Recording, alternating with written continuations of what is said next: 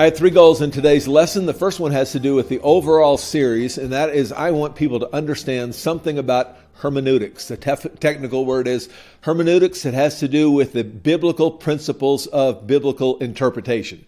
And we want to look at these over and over. We've looked at several of them already, but we want to leave our people at the end of this series that when we run across a difficult passage, either in the teaching of Jesus or anywhere else in the Bible, that we would understand some tools by which we can understand those difficult passages. And the first principle is a principle of context. And I think we gave you this classic example before, where in Colossians 2:21 and 22, it says, "Do not handle, do not taste, do not touch." And it was actually a famous song written around this, where they interpreted this literally. And if you look at the overall context, you quickly see that this is not to be interpreted literally, that Paul is in fact kind of making fun of or poking fun of or putting down people who hold this belief.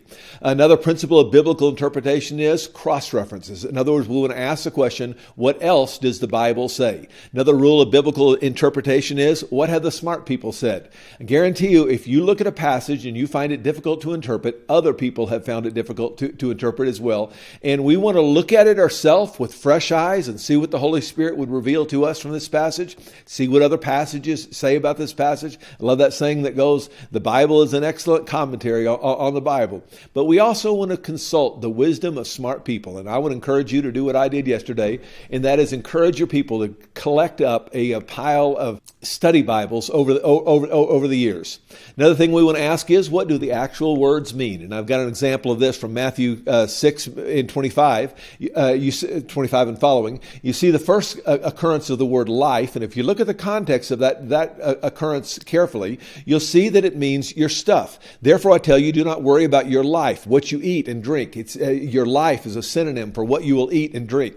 But down in the next line it says, is not your life more than food? And in this case, clearly he does not mean your stuff, but he means he means it generally the way we use the word when we say, may we say of someone who is working real hard and doesn't have a lot of time off, and we say they don't have a life.